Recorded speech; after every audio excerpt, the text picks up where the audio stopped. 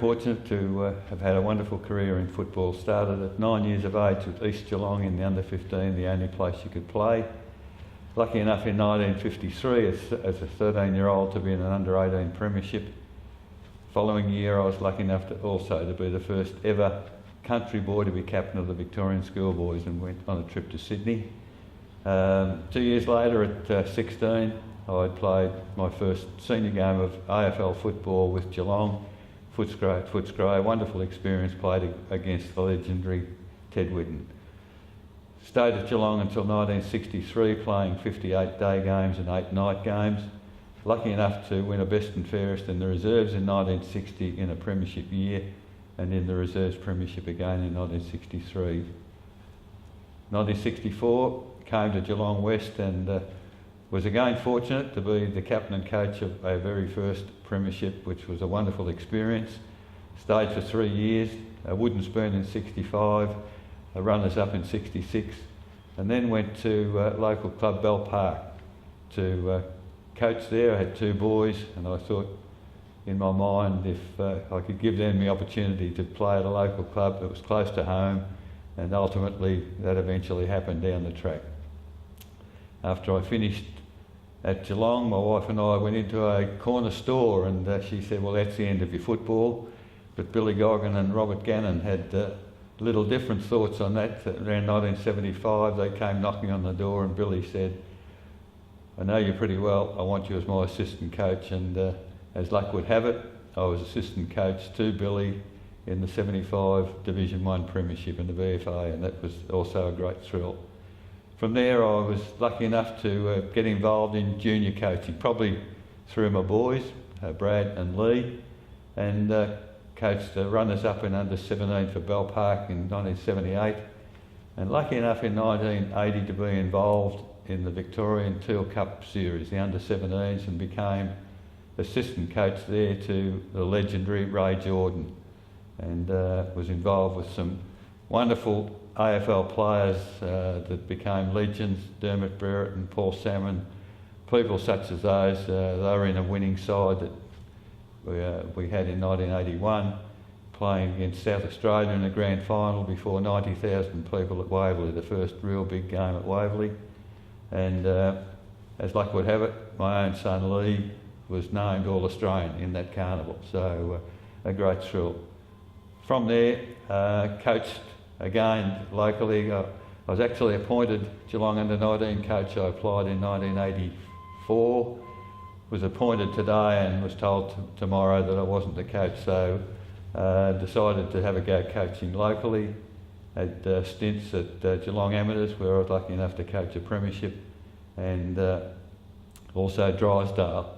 And soon after that I thought my coaching days were done and dusted, and for something like 1992, for 17 years, I went into the media, I suppose you could say, and broadcast local football on community radio and later on community TV.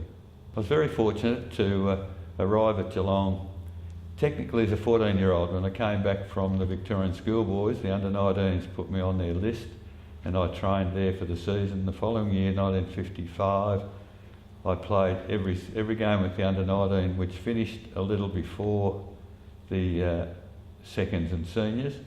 And at 15 I was lucky enough to play against Carlton on Cardinia Park in my first reserves game. The following year at 16, played my first game at Footscray. I was probably fairly light, but I think I had a pretty good football brain, and that probably got me to the post. Although having said that, the reason I got my first game, and at that stage I was the youngest to represent Geelong in their first game. Reg Hickey was the coach, and he was sent to Western Australia as the state coach. When he came back on the following Tuesday night, he said to me, son, how did you enjoy your first game? I said, well, Mr Hickey, and bear in mind I was just out of school, so I said, well, Mr Hickey, I was quite excited and quite enjoyed it. And he said, well, that's good. He said, because as far as I'm concerned, you're too young, and that's the last game you're going to get this year. And that happened. But from there, I played games in and out for the next 7 years till 1963. 1961 was probably my breakout year, having played in the Reserves Premiership in 1960. In 61 I was the only player to play 18 day games and 3 night games. Roy West missed 1 night game, so he was equal up until then. So a breakout year for me, found my niche as a halfback flanker, and unfortunately in game 2 in 1962 I got a kick on the shoulder and broke my collarbone, and I was probably in and out for the next 2 years till the end of 1963. The end of 1963 I went away on the trip to America, and I felt my time at Geelong probably had come to an end. So I was talking to Les Borak, who was the initial coach in 1963 of Geelong West's first year in Division 2 VFA. He talked me into putting in, and whilst I was in America was appointed to the job. So when I came back I was really looking forward to my first effort of coaching. After 4 games and 4 losses, I'd wondered what I'd struck. So at the end of that week, end of that 4th game, I decided on the Friday night before game 5 I'd invite the team selected to my home, locked the lounge room doors, and I said, all right, let's have it out. You tell me what you think of me, I'll tell you what I think of you. And we resolved that we were going to win the following day in a game at Box Hill. So Box Hill, the captain and coach was Alex Gardner. In my first game of AFL football at Footscray, my direct opponent was Alex Gardner. We were lucky enough to defeat Belpost Hill reasonably well, and went on in 1964 for the rest of that season to win 10 out of the next 13 games, and we actually finished equal second, whilst we were third on percentage, second, third and fourth all on the same points. Came to the first semi-final, we played Brighton Caulfield, who had defeated us comfortably in each game.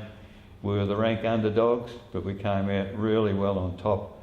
Got through to the preliminary final, where we played Northcote, a stirring game, got through by 5 points, and the game went into the grand final, having only beaten Sunshine once for the season in 4 tries, and got to them in the grand final. 3/4 time we were 21 points in front, and Max Croft, our veteran ruckman, looked me fair square in the eye as we broke away and said, "Coach, we'll win this for you."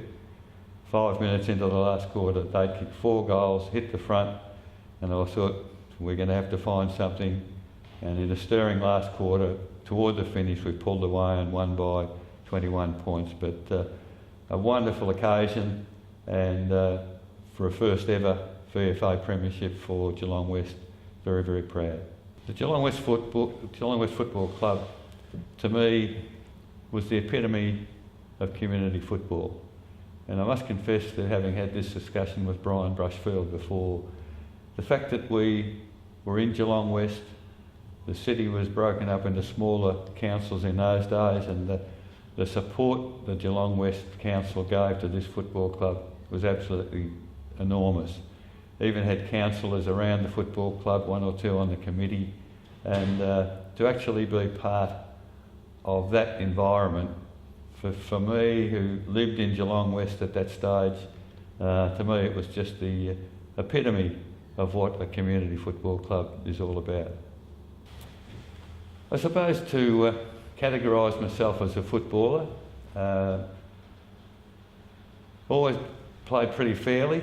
I couldn't fight, but I could run, so that I didn't get into too many stoushes. I probably took a few knocks in my time, but I always categorised myself as a player or as a coach, as a team player, a team man, and always very, very happy to bring all the other players into teams that I've been involved with. I think it's a trait that has held me in good stead no matter where I've played football or where I've been involved in football, and I suppose I'd like to be thought of as one of the good guys. You've given your heart to get here and your soul to get it right. You can take 'em boots and all, but it's sure gonna take a fight. When you spend all week getting to your peak, you're gonna have your say. You bet. On Sunday, it's the BFA. It's Sunday, you're gonna make your play for the BFA. Today you're gonna fly. It's Sunday for the BFA. It's Sunday, yes Sunday. It's Sunday for